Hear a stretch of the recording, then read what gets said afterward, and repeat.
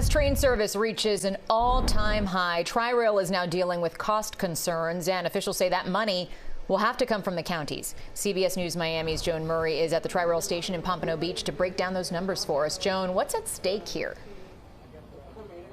Well, there is a lot at stake. There's 80 miles of track here, and it buys a lot of freedom. In over 10 years, their ridership has gone from 4.2 million to 4.5 million. That's an increase of 300,000 passengers per year. So you can see how vital it is. But all this freedom costs a lot of money. And now counties are being asked to pony up, but there's a lot of pushback. Tri-Rail is on track to keep growing. Train service between Miami Airport and West Palm is busy. Cars are full, there are more connectors, and a 340-unit apartment building with shops and restaurants is going up in Boca. Michael Medina is headed to Miami on a $12 round-trip ticket.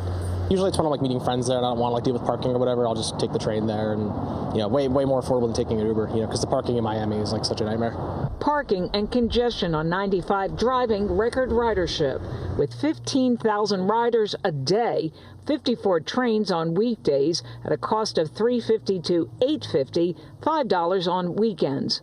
And every time someone figures out how easy it is to take our train to the airport, they never take another way. David Deck is executive director of the South Florida Regional Transportation Authority, which runs Tri-Rail. He says with rising costs from equipment to labor and federal COVID money running out, beginning next year, Broward, Miami-Dade, and Palm Beach all have to increase funding, each to pay $10 million a year. That's $6 million more than now. But there's pushback. What if a county were to tell you we cannot come up with that money? We would have to start looking at possible service reductions. I mean, I'm not talking today, right? This is in the future. We want to make investments in these stations and make the stations a little nicer. Some of that might have to peel back. Some of the capital investments might have to come back, or start to limit and reduce some of the services. No one wants to see it happen, especially Michael Medina, who relies on Tri-Rail to get him where he needs to go. I mean, that'd be bad for people who depend on it, who don't have access to a vehicle at all.